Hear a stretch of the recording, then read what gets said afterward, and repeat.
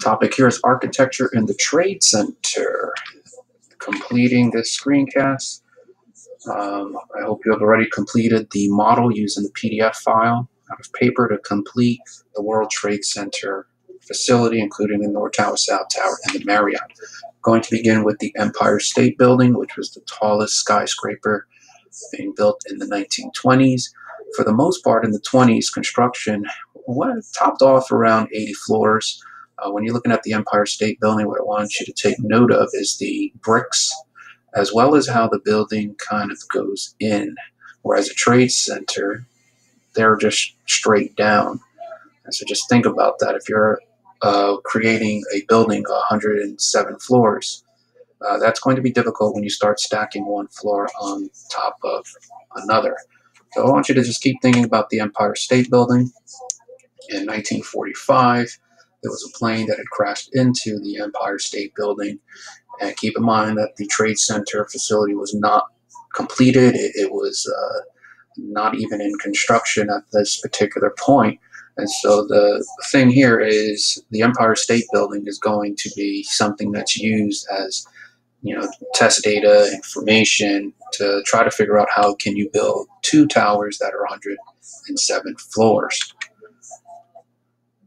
Just another image of the crash. If you were to take a look at the reading City in the Sky, combine that with Twin Towers and the 9/11 Commission report, which is the bulk of the information for this particular screencast here. Looking at this particular point here, it's simply just talking about somebody surviving the plane crash that happened to the Empire State Building.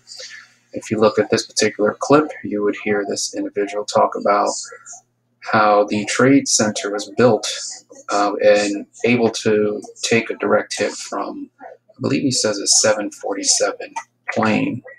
You can take a look at that clip there. We're looking at this image here. You see the North Tower, the South Tower with 175 about to hit the South Tower. The North Tower, although it's hit first, this thing falls second. I want you to take a look at this particular line right here. These are the sky lobbies. There's another one down here. Notice the antenna, which is how you can tell the difference between the North Tower and the South Tower.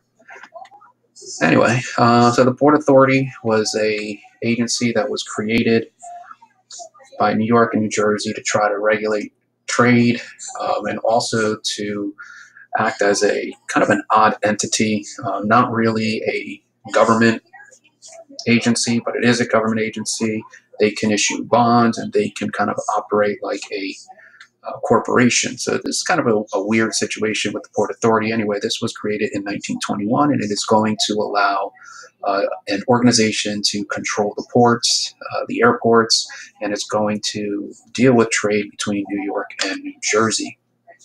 Austin Tobin, who was the director of the Port Authority, this individual is going to be the guy really lobbying for the Port Authority to build this particular trade center.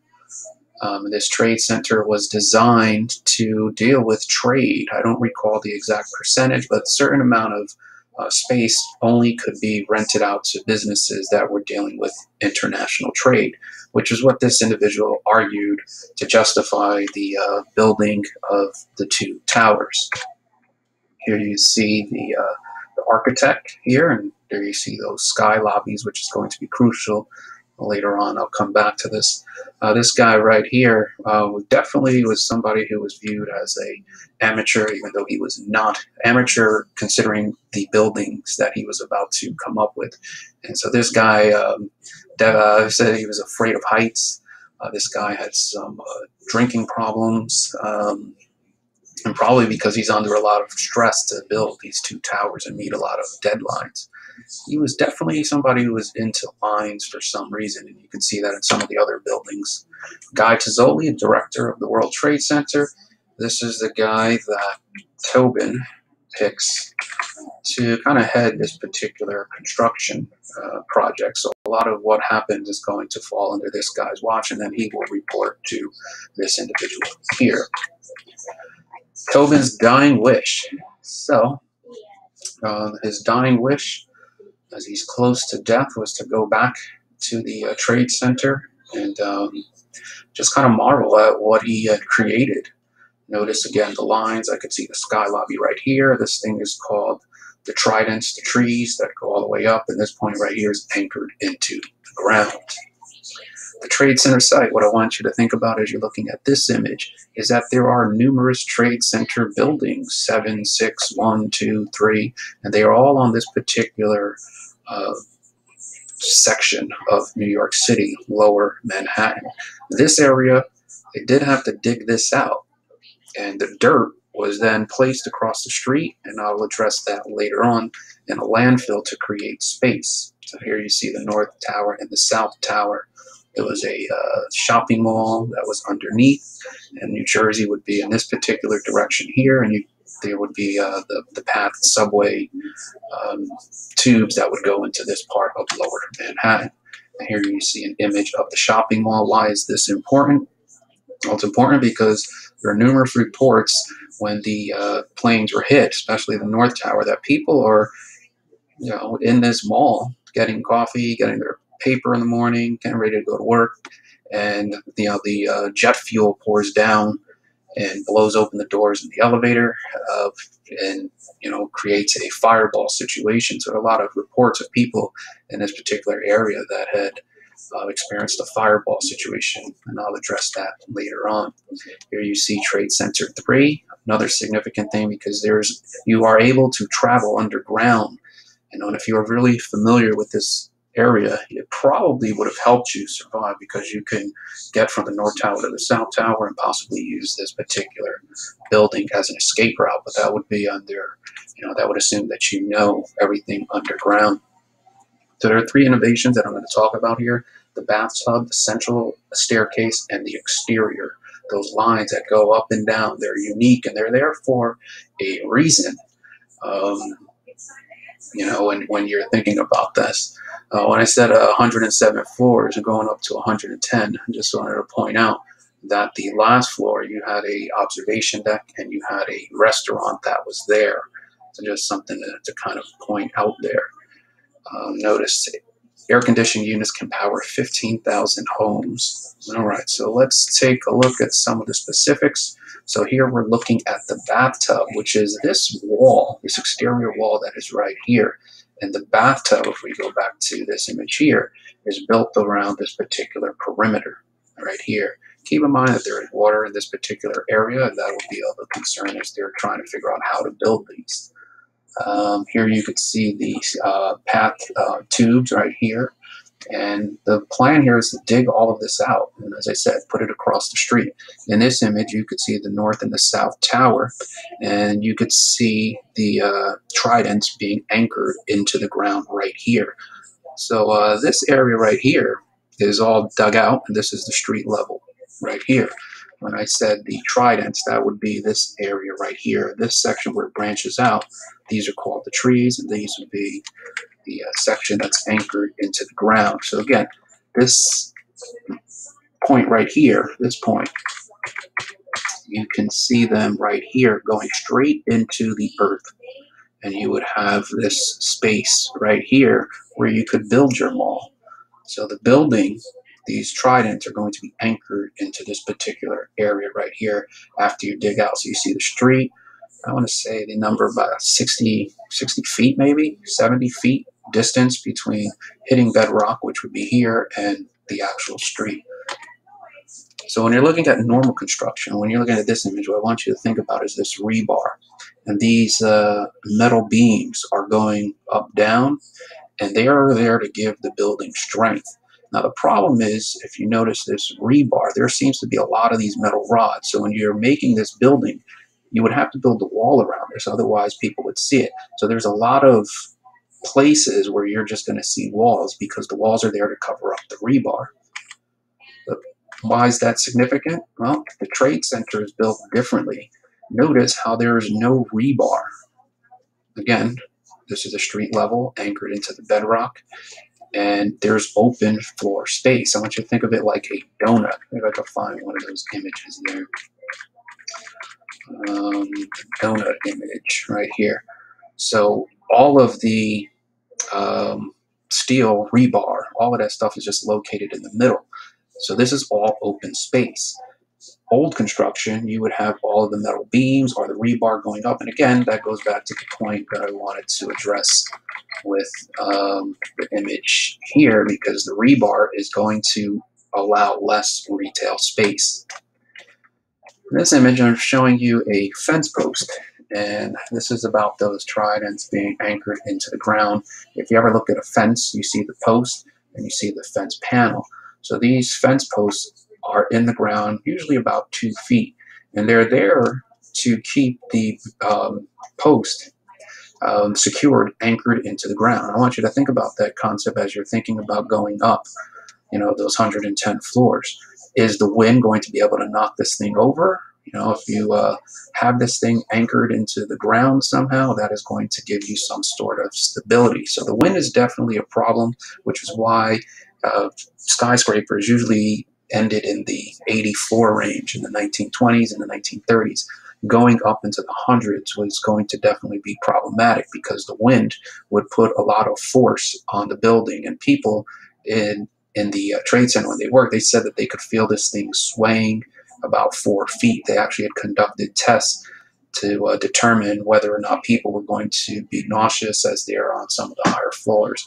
But it was often reported that people, the higher up you went, you could actually feel the building move. And that's a result of the building being, anchored in the ground, and, using a kind of a strut suspension method that I'll address later to allow the building to kind of move, to sway in these particular directions. So the retaining wall right here, we're looking at this right here. Somebody has taken out some of the dirt, and they built this retaining wall to prevent the dirt from just spilling over. And this is what this would be called, the retaining wall. So I want you to think of a retaining wall very similar to the way I was describing over here, that bathtub scenario right here. It's pretty much a retaining wall. That is right there. We can see the retaining wall would be in this particular area of the street. And again, they're going to go pretty much 1 floor at a time. So we have the street level here, and they're just going to start stacking 1 floor, 2 floors, 3 floor, and just keep going all the way up. So I want you to think about here, if you stacked 110 pancakes just on top of each other, what is the likelihood of those things toppling over? So the exterior, those lines, that is what's going to be used to kind of hold this in, and I'll address that again later on. So the first thing they have to do is build this bathtub, and the way they go about doing that around this whole perimeter right here is they use what was called the slurry system. So they build this in a section. So I want you to think about it, like if you were just to dig this entire area out, it definitely would be problematic. It's just not going to work. So what they did was they actually just dug into the earth, this line area. Then they, went down, and as they went down digging this dirt out, little by little, they pumped it up with what was called a slurry mix, where they put this concrete-like material that was, its consistency was more liquid than anything that was really going to harden. And as they dug this dirt out, they filled it up with the slurry to try to give this support so the dirt just wouldn't, come in. Then they put this metal crate into this particular, dugout hole. And as they put this metal crate in, the slurry mix would just come out. So it says right here, slurry out. And then they poured concrete in. And that's how they built this slurry wall. So this was built one time, just one section at a particular time. Then once that concrete hardened, then they would dig this out. So they're doing that along that entire perimeter. So if we're looking here, there's a little section here. So just imagine this whole section filled with dirt. Let's say like this section was the first thing that they were going to dig out. They would start pulling the dirt out, pumping in the slurry mix, and that process would continue. Dirt out, slurry in. And then you would put that metal rebar in there, and as that metal rebar goes in, it would force all of the slurry out, and you pour in cement. And then once that section hardens, you would now have concrete. and you just go on to the next section. So that has to be done for the entire Trade Center section. Why is this significant? This was a really big concern after 9/11. This was actually one of the first things they needed to figure out if this slurry mix was compromised in any way. As I said before, you have New Jersey and you have water on this particular area. So the fear was that if that wall was breached, that water would come in and flood lower Manhattan. So one of the first things they needed to do was verify whether or not this was intact, that particular wall. These lines, these areas right here, these are actually called tiebacks. So if we're looking at this image here, you could see this is actually the tieback, but we would be looking at it on the outside. So if you were kind of on the inside of the slurry wall, let's just say you were right here, or you were right here. This tieback is actually a metal rod, a bunch of them, that are anchored into the ground on an angle. Let's go back to that image right here. So again, like this, we have to, just imagine that this is going into dirt right here.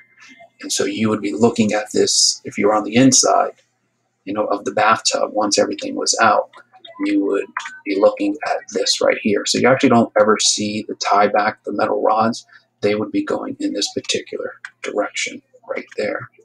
So the bathtub, as I said, you have this whole area with all of this dirt that is now out. It gives you an opportunity to now start dealing with that whole secured area. So when the towers actually fall, all of that rubble is inside of the bathtub. I want you to think about, we're going back here, these floors just start falling on top of each other. And as they fall, they fill up this bathtub with floors.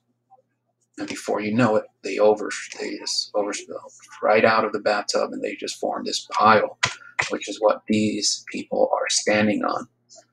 Right there's the pile. I know I have a video. Let me see if I could find. Where's my video?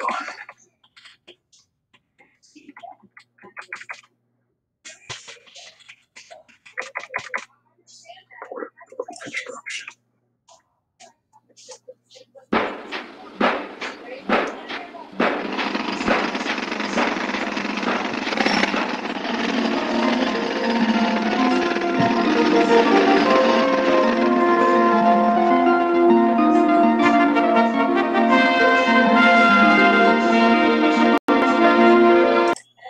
As each section was completed, 25-ton cages of metal reinforcement rods were lowered into the slurry-filled trench.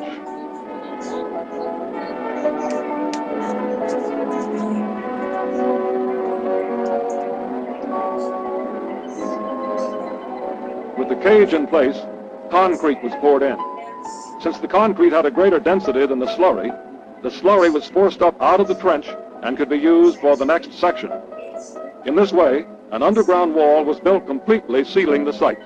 Excavation began. As each section of the slurry wall was revealed, workers drilled holes through the wall and casings were pushed through down to bedrock on the far side. Steel tendons were then inserted through these holes and socketed into bedrock, bracing the wall against external pressure. More than 1 million cubic yards of dirt had to be removed to make way for the Trade Center's foundations. The excavated earth was placed in the Hudson River adjacent to the site to create more than 23 acres of new land. So there you go.